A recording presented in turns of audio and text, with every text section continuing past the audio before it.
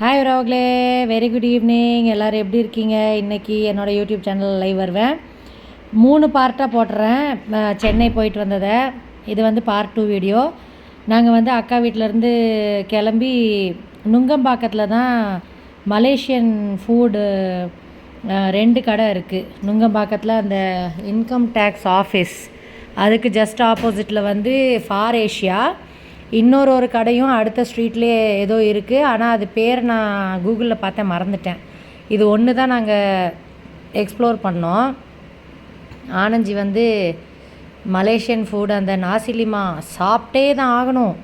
சென்னையில் இருக்குது. நான் வீட்டில் செஞ்சு தான் கொடுத்துட்ருக்கேன். ரம்பையால் வச்சுருக்கேன் கார்டனில். நான் செஞ்சு கொடுப்பேன். அவங்க கண்ட்ரி மாதிரியே தான் டிட்டோ டேஸ்ட் வரும். நான் செஞ்சு கொடுத்துட்ருக்கேன், எதுவுமே அதில் மிஸ் ஆகாமல். ஆனாலும் எங்கே மனுஷனுக்கு மனசு அடங்குது. அதனால் போய் சாப்பிட்ணுன்ட்டு நுங்கம்பாக்கம் அந்த இதுக்கு வேண்டியே போனோம். மலேசியன் ஃபுட் சாப்பிட்றதுக்கு வேண்டியே செம டேஸ்ட்டாக இருந்துச்சு. ஆனால் மலேசியா போயிட்டு வந்த மாதிரியே இருந்துச்சு. மலேசியா போனப்பவும் சாப்பிட்டேன். அங்கே ஸ்ட்ரீட் ஃபுட்டில் வாங்கி சாப்பிட்டோம். நாஸ்லிமா நல்லா இருந்துச்சு. இங்கேயும் நல்லா இருந்துச்சு. நுங்கம்பாக்கத்தில் ஃபார் ஏஷியா அந்த கடை பேர். இது அக்கா வீட்டிலேருந்து கிளம்புனது. அந்த பார்ட் 1ஓட கண்டினியூஷன் மாதிரி கொஞ்சம் நான் அந்த வீடியோ போட்டேன். அங்கே போனோன்னே ஆனந்தி வந்து ஒரு குழந்தையாகவே மாறிட்டார். அவங்களோட ஃபுட்டு கிடைக்கும் அப்படின்ட்டு. ஃபார் ஏஷியா அந்த கடை பேர். நான் போய் விலாக் எடுத்துகிட்டு இருந்தேன் வெளியே நின்று. இதுதான் ஒரு அவங்களே அந்த இன்கம் டேக்ஸ் ஆஃபீஸ்க்கு ஆப்போசிட்டில் இருக்குது நுங்கம்பாக்கத்தில். ஃபார் ஏஷியாவில் ஃபார் ஈஸ்ட்.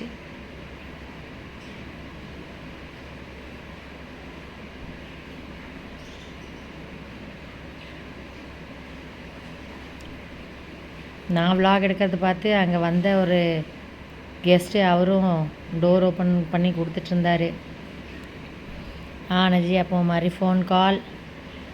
அப்புறம் நான் போய் சும்மா அந்த ஆம்பியன்ஸ் சூப்பராக இருந்துச்சு. ரோக்லே குட்டி ரெஸ்டாரண்ட்டு தான், ஆனால் செம்மையாக இருக்குது. எனக்கு காலில் கொஞ்சம் ஷூ கடிச்சு புண்ணாகி கிடக்குது ஒரு காலில். அதனால தான் கொஞ்சம் தாங்கி நடந்துட்டு இருந்தேன். அப்புறம் ரொம்ப வீடியோஸ் எடுக்கலை. இன்னமும் நிறைய எடுத்துருந்துருப்பேன். உடம்பு நல்லா இருந்துச்சுன்னா. கால் பிரச்சனைனால என்னால் ரொம்ப எடுக்க முடியல. சாரி ரோக்லே, ஃபார் ஏஷியான்னு சொல்லிட்டேன். For east.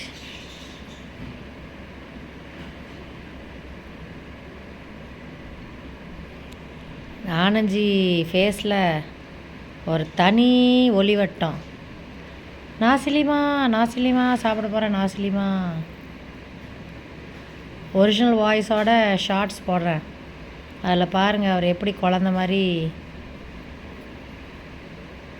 பேசிகிட்டு இருந்தார் அப்படின்ட்டு. வாங்கி சாப்பிட்லாம். ஃபஸ்ட்டு நாங்கள் போய் வெயிட் பண்ணிகிட்டு இருந்தனால வியட்நாம் கோல்டு காஃபி வாங்கினோம். நல்லா இருந்துச்சு. Vietnam cold coffee. நிறையா ஜூஸஸ் வாங்கினோம் ரோக்லே. லெமனேடு, அப்புறம் என்னது செஸ்ட்டு நட்டோடது ஒரு டெசர்ட் வாங்கினோம். அது சூப்பராக இருந்துச்சு. இது வந்து சாத்தே. இது வந்து சிக்கன் என்னமோ பண்ணி ஸ்டிக்கில் போட்டு கொடுத்துருந்தாங்க. சாத்தேன்னு சொன்னார் இவர் பேர்.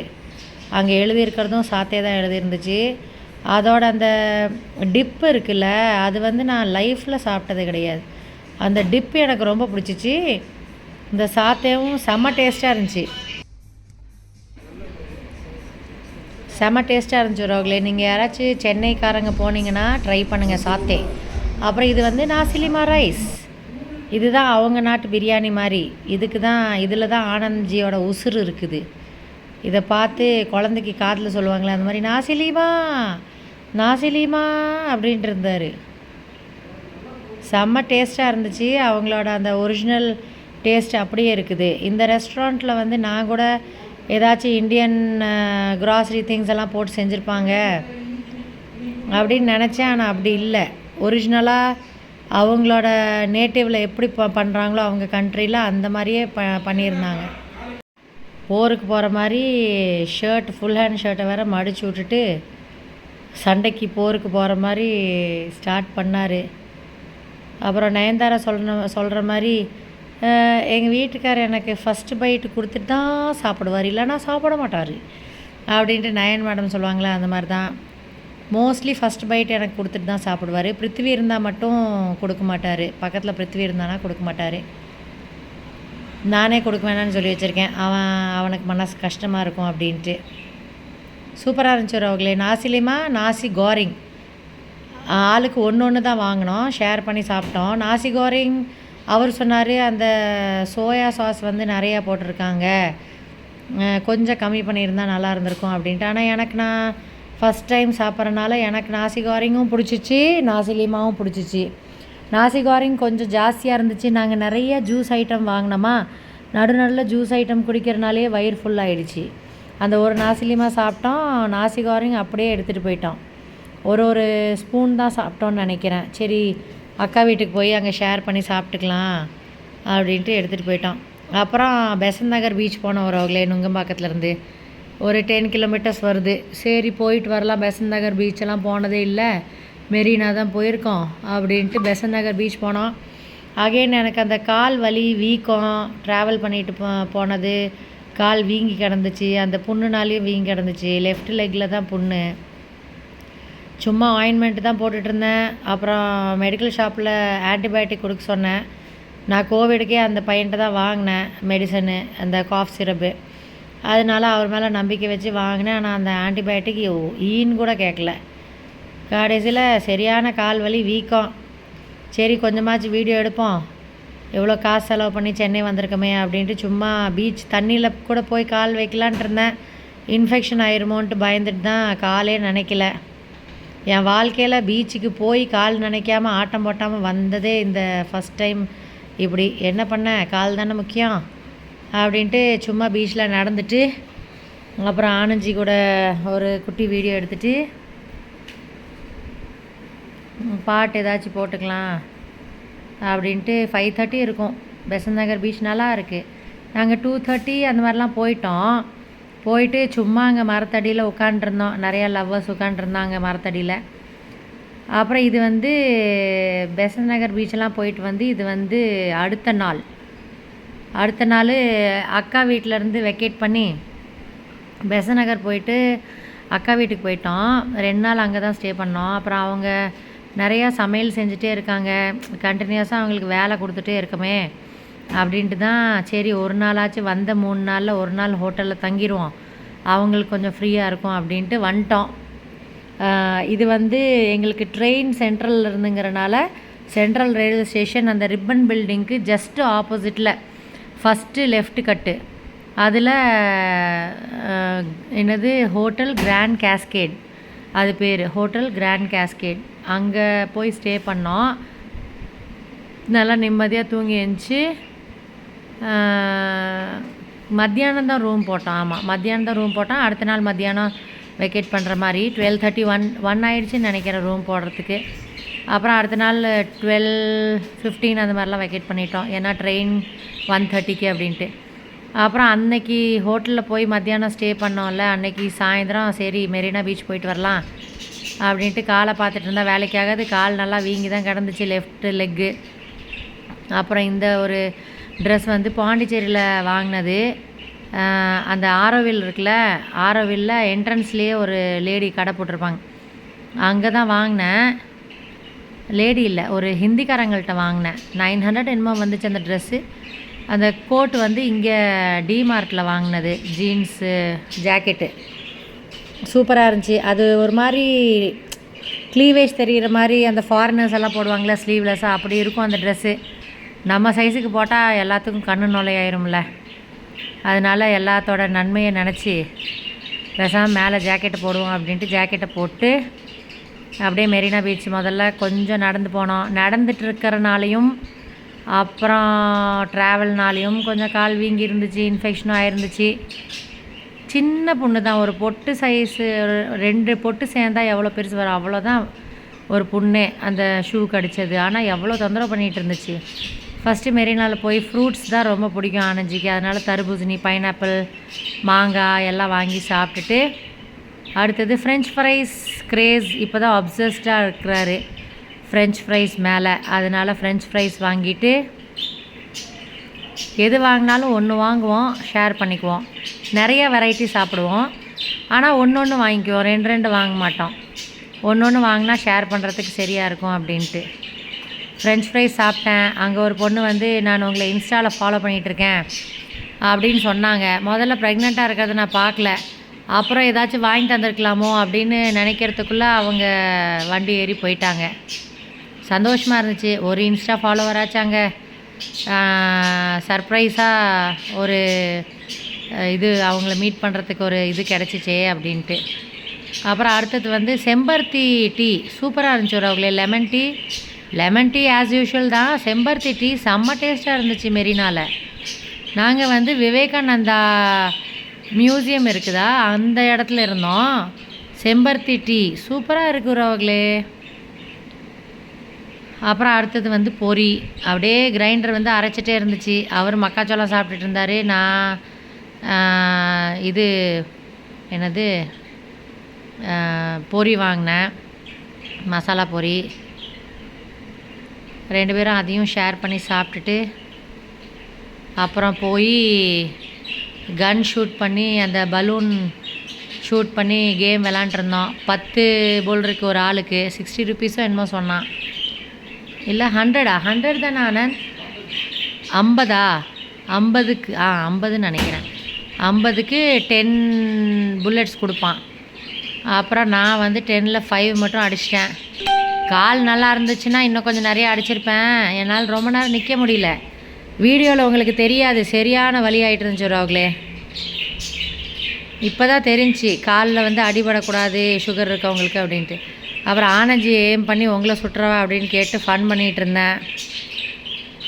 கரெக்டாக 5 சுட்டு முடித்து அது ஒரு பீத்திட்டு வீடியோ எடுத்து 5 சுட்டுட்டேன், 10ல் 5 சுட்டுட்டேன், military man's daughter, army man's daughter அப்படின்ட்டு சீன் போட்டு அடுத்தது ஆனஞ்சி 10 ரவுண்டு 10 புல்லட் அடிக்கலான்ட்டு அவரும் 5 தான் அடித்தார். நல்ல வேலை 5 தான் அடித்தார். இன்னும் 2 எக்ஸ்ட்ரா அடிச்சிருந்தா அதை பீத்திட்டே இருந்திருப்பார். நான் 7 அடிச்சிட்டேன்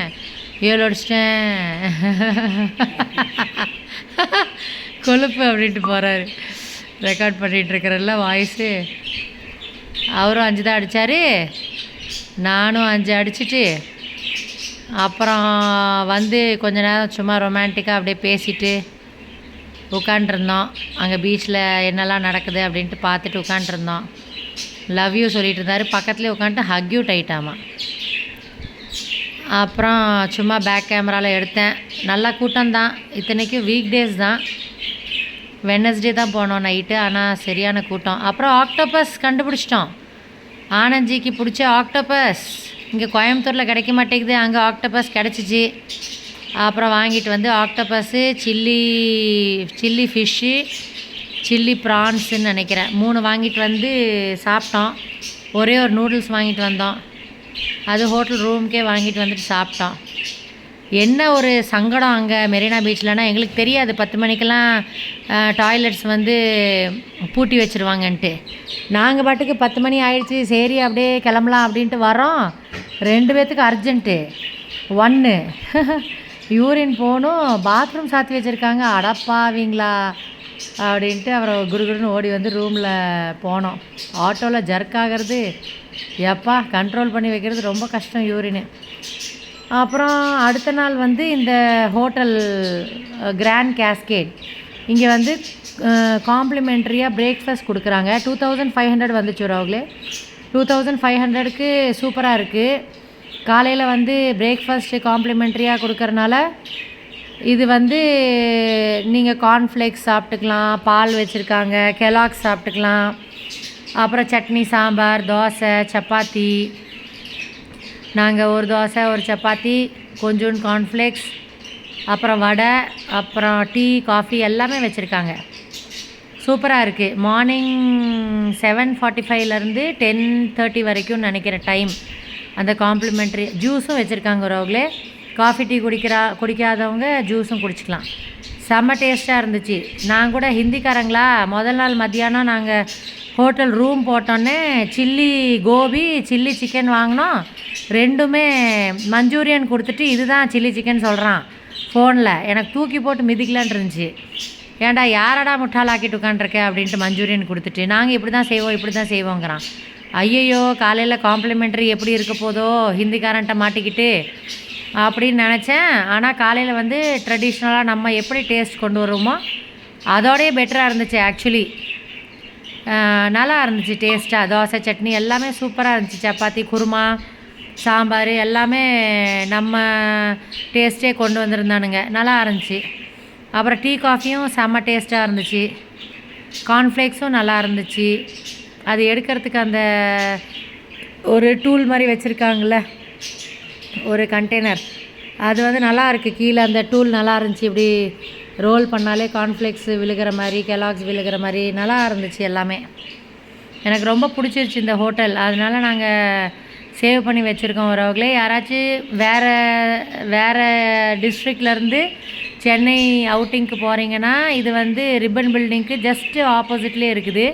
ஃபஸ்ட்டு லெஃப்ட் கட்லேயே ஹோட்டல் கிராண்ட் கேஸ்கேட். நான் இந்த வீடியோவில் விலாகில் போட்டிருப்பேன். வெளியேருந்தும் எடுத்து அந்த அவங்களோட என்ட்ரன்ஸ் போட்டிருப்பேன் பாருங்கள். இது வந்து ஒரு குட்டி விலாக் எடுக்கலாம் அப்படின்ட்டு ஒரு 1.5 நிமிஷம் விலாக் மாதிரி எடுத்தேன். சூப்பராக இருந்துச்சு. செம்ம ஹைஜீனிக்காக செம்ம நீட்டாக நல்லா இருந்துச்சு. என்ன போனோன்னே எடுத்திருந்தா இன்னும் கொஞ்சம் நல்லா இருந்திருக்கும். நாங்கள் கிளம்பும் போது தான் நான் எடுத்தேன் விலாகு. அதனால் கொஞ்சம் பெட்ஷீட்லாம் களைஞ்சி, அப்புறம் இது கேட்டில் கொடுத்துருந்தனால டீ போட்டு குடித்தோமா, அது பால் பவுடர்லாம் கொஞ்சம் சிந்திருச்சு. ஆனால் ரொம்ப ரொம்ப கம்ஃபர்டபுளாக இருந்துச்சு உறவுகளே. இது வந்து அடுத்த நாள் நாங்கள் கிளம்புறப்ப தான் எடுத்தேன் இந்த விலாகு. சூப்பராக இருந்துச்சு. ரூம் விலாக் தனியாக போட்டு விட்றேன். யாராச்சும் அங்கே இப்போ போகிறீங்க அப்படின்னா கொஞ்சம் யூஸ்ஃபுல்லாக இருக்கும்ல. தண்ணி சூப்பராக இருந்துச்சு உறவுகளே. அதுதான் ஹைலைட்டே. தண்ணி வந்து சிறுவாணி தண்ணி மாதிரி நல்லா இருந்துச்சு. இந்த இவங்களோட தண்ணி போர் தண்ணி அப்படி இருக்குதா என்னன்னு தெரில. அப்புறம் ஒரு விண்டோ வியூ ஒன்று இருந்துச்சு. அந்த சைடு எல்லாம் இடிஞ்சு போன கட்டடம், ஆனால் நல்லா இருந்துச்சு. நிறையா வெளிச்சமாக நல்லா இருந்துச்சு அந்த விண்டோ வியூ. அவங்க கேட்குறாங்க விண்டோ சைடு வேணுமா இல்லை நார்மல் வேணுமா அப்படின்ட்டு. அதுக்கு ரேட்லாம் ரூம் ஃபேர்லாம் அதே தான். இப்படி ஆனால் கேட்டாங்க. எனக்கு சரி விண்டோ சைடே கொடுங்கன்னு சொன்னேன். அப்புறம் நாங்கள் சென்னை பாய் சென்னை கிளம்பிட்டோம், ஊருக்கு கிளம்பிட்டோம் அப்படின்ட்டு ஒரு டண்டோரா வரும்போது அடித்த மாதிரி ஒரு டண்டோரா அடிச்சுட்டு தலைக்கு அப்போ தான் குளித்தேன். நல்லா இருந்துச்சு தண்ணி. அப்புறம் அப்படியே நானும் ஆனந்தியும் எல்லாம் பேக் பண்ணியாச்சு. கரெக்டாக 12:15க்கு லிஃப்ட்டில் இறங்கிட்டோம். 12:30க்கு இது கால் டாக்ஸி புக் பண்ணியிருந்தேன். 500 மீட்டரில் தான் ரயில்வே ஸ்டேஷன் இருக்குது. அது ஒரு ப்ளஸ்ஸு. லக்கேஜ் ரொம்ப இல்லைன்னா நடந்தே போயிடலாம்.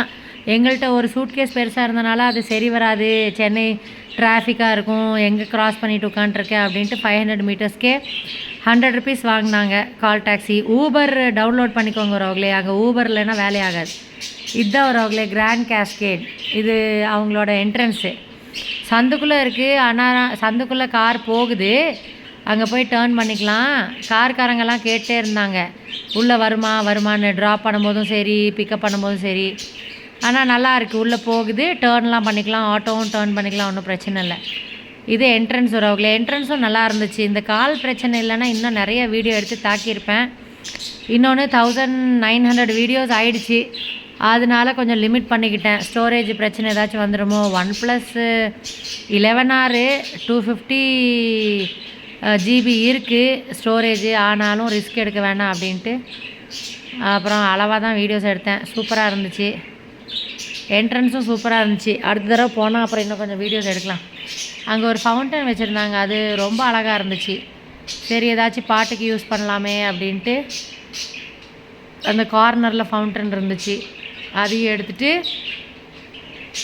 பார்ட் 3யும் பார்த்துருங்க வரவங்களே. பார்ட் 3 வந்து ஃபஸ்ட் ஏசியில் வந்தது போட போகிறேன். இதுதான் எடிட் பண்ணணும். நாளை கழிச்சு போடுவேன். அதையும் பாருங்கள். ஃபஸ்ட் ஏசி செகண்ட் ஏசி எனக்கு அவ்வளோக்கா பிடிக்கல. ஃபஸ்ட் ஏசி நல்லா இருக்குது.